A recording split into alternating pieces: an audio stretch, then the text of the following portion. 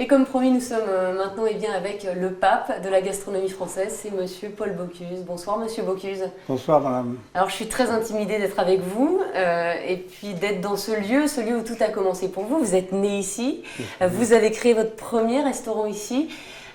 Quand tout a commencé pour vous, quand vous avez commencé à cuisiner, est-ce que vous imaginiez que vous deviendriez un jour le pape de la gastronomie française, la grande figure de la On est cuisine? nombreux, la cuisine française a des gens formidables, il n'y a pas que moi. C'est-à-dire, nous sommes une équipe avec des gens qui étaient comme Roger Verger, comme Jean Trois-Gros. Donc, si vous voulez, il y a eu un départ quand même formidable des cuisiniers d'après-guerre.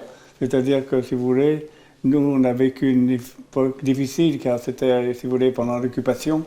Et donc, c'était assez compliqué. Et moi, après, j'étais militaire, je me suis engagé dans l'armée.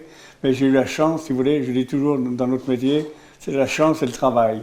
La chance, c'est de tomber dans des grandes maisons, comme le maire Boisier au Col de l'Uer, comme Fernand Point à Vienne, comme Lucas Casson à Paris. Et ça, je crois que c'est important. Nous sommes des manuels, et je crois que le métier de manuel, c'est un métier formidable. Et vous rêviez de quoi quand vous avez commencé? Vous savez, quand on commence comme ça, on ne sait pas ce qui va être fait le lendemain.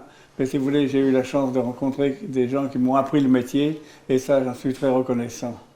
Et quels sont les premiers plats qui ont fait votre renommée? Vous savez, là, c'était mes parents qui étaient ici, donc si vous voulez, on a eu beaucoup de problèmes parce qu'en 1938, mon père a été mobilisé, donc ma mère s'est retrouvée toute seule ici avec moi.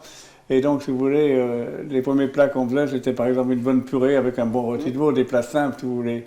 Et je crois qu'on a eu la chance pendant la guerre d'avoir cette rivière où on pouvait pêcher, braconner, comme on appelait chez nous, qui nous a sauvé un peu ce moment difficile de la guerre. C'est-à-dire que la Saône était un bon garde-manger pour nous. On prenait des brochets, on prenait des carpes, et avec ça, on avait du beurre, on avait de la crème et on avait du pain.